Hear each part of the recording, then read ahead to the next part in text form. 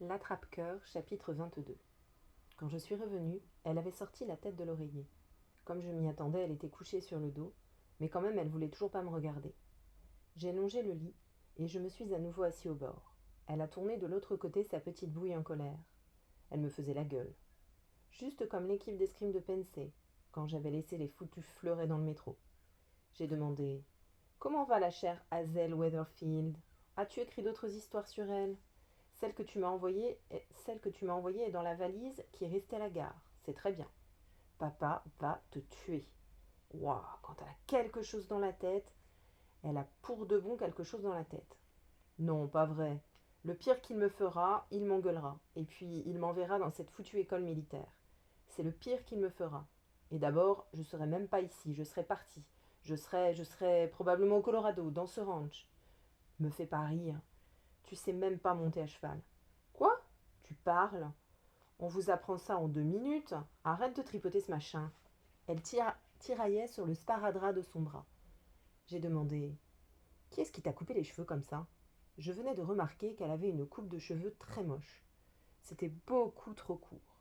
Elle a dit ça te regarde pas. Quelquefois elle prend un air pain bêche. Elle peut être tout à fait pain bêche.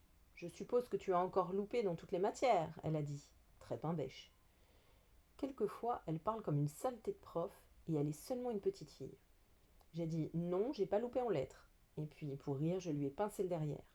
À la façon dont elle était couchée sur le côté, son derrière ressortait. C'était un tout petit derrière. J'ai pas pincé dur. Mais quand même, elle a voulu me donner une tape sur la main. Manqué. Et puis, subitement, elle a dit mais pourquoi t'as fait ça? Elle voulait dire pourquoi tu t'es encore fait renvoyer.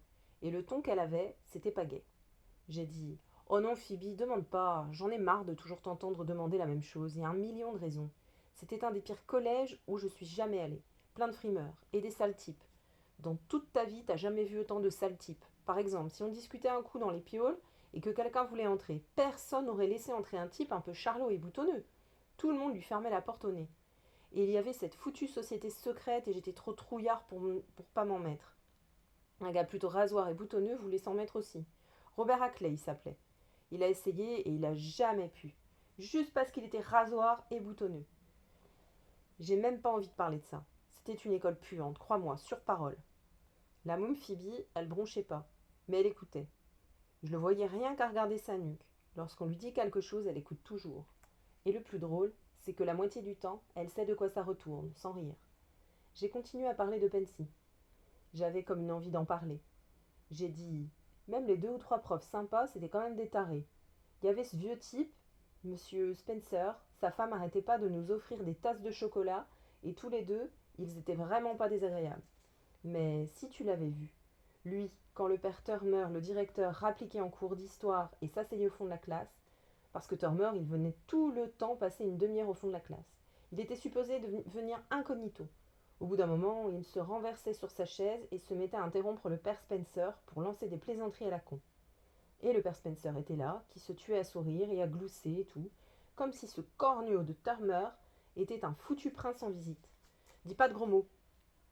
T'en aurais dégueulé, je te jure. Et puis, la journée des anciens. Ils avaient ça, cette journée, quand tous les tarés qui ont fait leurs études à Pensy vers les 1776 reviennent au collège et se baladent partout avec leurs femmes et leurs enfants. Si t'avais vu ce vieux type qui avait dans les 50 piges, ce qu'il a fait, il est venu frapper à la porte de notre piole et il a demandé si ça nous ennuyait qu'il aille au lavabo. Les lavabos, c'était au bout du couloir. Je vois pas pourquoi c'est à nous qu'il a demandé. Et tu sais ce qu'il a dit? Il a dit qu'il voulait vérifier si ses initiales étaient encore sur une des portes des chiottes. Ce qu'il a fait, il y a les 90 ans, il avait gravé ces vieilles connasses de saleté d'initiales sur une des portes des chiottes et il voulait vérifier si elles y étaient encore. Donc mon copain de chambre et moi, on est allé avec lui au lavabo et on est resté là à attendre pendant qu'il cherchait ses initiales sur toutes les portes des chiottes. Et il n'a pas arrêté un instant de nous parler, nous racontant que ses années à Pensey avaient été les plus heureuses de sa vie et nous donnant un tas de conseils pour notre avenir et tout. Wow, il m'a flanqué un de ces cafards. Je veux pas dire que c'était un mauvais type, sûrement pas.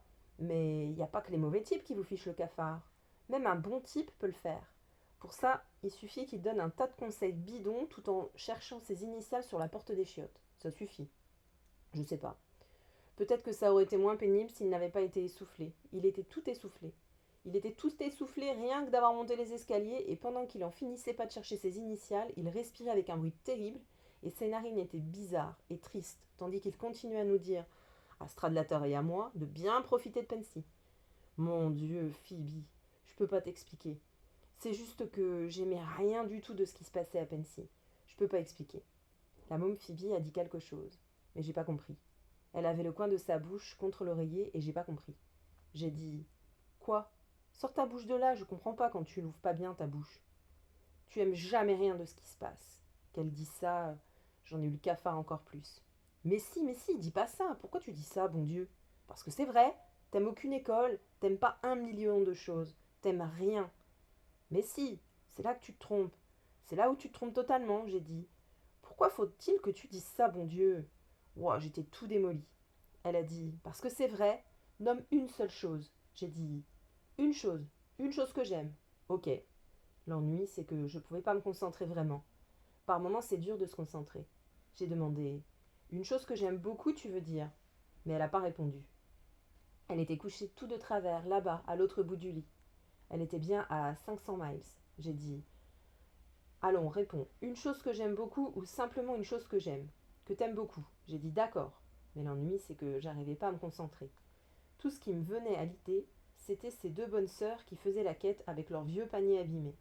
Spécialement celle avec les lunettes à monture métallique. Et puis le garçon que j'avais connu à Elcon Hills. Il y avait un garçon à Elcon Hills. Il se nommait James Castle, qui voulait pas retirer quelque chose qu'il avait dit sur cet autre gars très prétentieux, Phil Stabile. James Castle avait dit qu'il était crâneur, et un des salopards d'amis de Stabile est allé lui rapporter ça. Alors, Stabile, avec 6 autres salopards, est entré dans la piole de James Castle, et ils ont fermé la porte à clé et essayé de lui faire retirer ce qu'il avait dit, mais il n'a pas voulu. Et ils se sont mis au boulot. Je vous dirai pas ce qu'ils lui ont fait, c'est trop répugnant. Mais James Castle a toujours pas voulu retirer ce qu'il avait dit. Et pourtant, si vous l'aviez vu, c'était un petit type maigre et l'air pas costaud, avec des poignets de la grosseur d'un crayon. Finalement, ce qu'il a fait, lui, plutôt que de retirer ce qu'il avait dit, il a sauté par la fenêtre. J'étais sous la douche et tout, et même moi je l'ai entendu atterrir dehors. Mais j'ai cru que quelque chose était tombé par la fenêtre. Un poste de radio ou un bureau ou quoi? Pas un gars ni rien. Puis j'ai entendu tout le monde qui courait dans le couloir et les escaliers. Alors j'ai enfilé mon peignoir de bain et je suis descendue moi aussi à toute vitesse. Et il y avait James Castle, étendu sur les marches de pierre et tout. Il était mort, avec ses dents et son sang projeté tout azimut, et personne ne voulait s'approcher de lui. Il portait mon pull à col roulé que je lui avais prêté. Et les types qui étaient avec lui dans ma chambre, ils ont simplement été renvoyés. Ils sont même pas allés en prison. C'était à peu près tout ce qui me venait à l'idée. Les deux bonnes sœurs que j'avais vues en prenant mon petit déjeuner et ce gars, James Castle, que j'ai connu à Elcon Hills. Même pas vraiment connu, si vous voulez savoir. C'est ça le plus bizarre. C'était un type très tranquille. On suivait le même cours de maths. Mais il était loin, à l'autre bout de la classe, et il se levait pas souvent pour réciter une leçon ou aller au tableau ni rien. En cours, il y a des gars qui se lèvent presque jamais pour réciter ou aller au tableau. Je crois bien que la seule fois où il m'a adressé la parole, c'est lorsqu'il m'a demandé s'il pouvait m'emprunter mon pull à col roulé. J'en revenais pas qu'il me demande ça. C'était si surprenant et tout. Je me souviens que j'étais en train de me brosser les dents au lavabo. Il m'a dit que son cousin venait le chercher pour l'emmener faire un tour en voiture. Je pensais même pas qu'il savait que j'avais un pull à col roulé. Moi, tout ce que je savais de lui, c'était que son nom se trouvait juste avant le mien dans le cahier d'appel. Cabot R, Cabell W, Castle, Caulfield, je m'en souviens. Et en fait, je lui ai presque dit non pour le pull. Juste parce que ce James Castle, je le connaissais pas bien. Quoi? Il y avait la môme Phoebe qui me parlait, mais j'avais pas fait attention. Tu peux même pas trouver une seule chose. Mais si, mais si. Alors, vas-y. J'ai dit, j'aime Ali. Et j'aime faire ce qu'on fait en ce moment. Être assis là avec toi à bavarder et réfléchir à des trucs et... Ali est mort. Tu dis toujours ça. Si quelqu'un est mort et au ciel, alors c'est pas vraiment... Je le sais qu'il est mort. Et comment que je le sais? Mais je peux quand même l'aimer, non?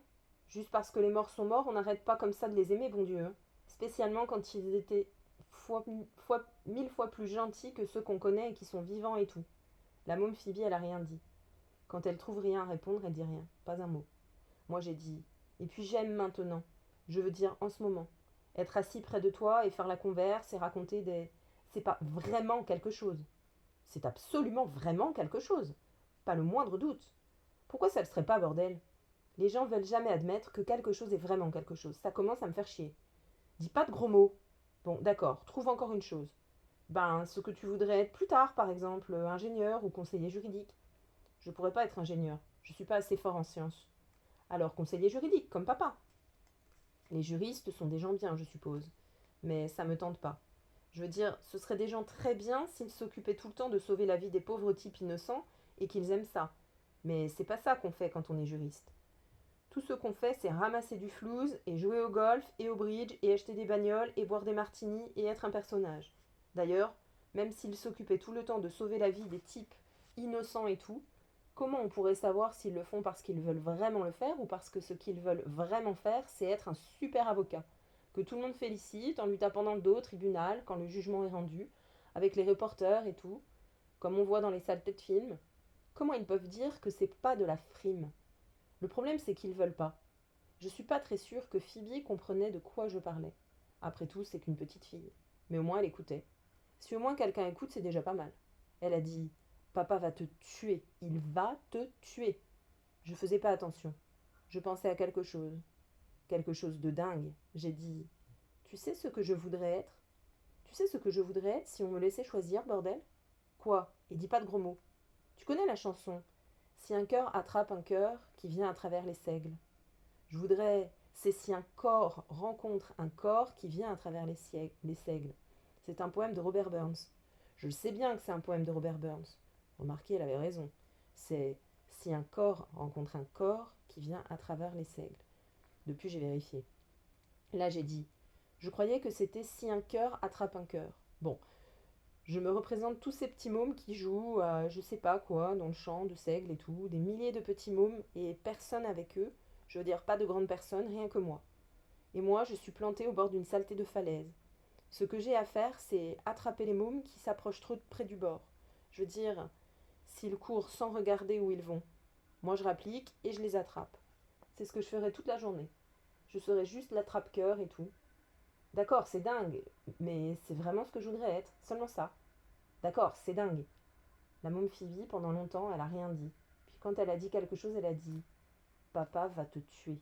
J'ai dit: S'il le fait, je m'en fous pas mal. Je me suis levée du lit parce que je voulais téléphoner à ce type qui avait été mon prof de lettres à Elcon Inns, Monsieur Antolini. Maintenant, il vivait à New York. Il avait quitté Elcon Inns et il enseignait à New York University. J'ai dit à Phoebe: Faut que je téléphone, je reviens tout de suite, t'endors pas. Je voulais pas qu'elle s'endorme pendant que j'étais dans la salle de séjour. Je savais bien qu'elle allait pas s'endormir, mais j'ai dit quand même: T'endors pas, pour être sûre. Comme je me dirigeais vers la porte, la môme Phoebe a dit: Holden! Et je me suis retournée. Elle était assise dans son lit, tellement mignonne et tout. Elle a dit: Cette fille, Phyllis Margulis, elle me donne des leçons de row, écoute. J'ai écouté, et j'ai entendu quelque chose, mais pas grand-chose. J'ai dit: Bravo. Puis je suis allée dans la salle de séjour et j'ai bigophoné à ce prof que j'avais eu, Monsieur Antolini.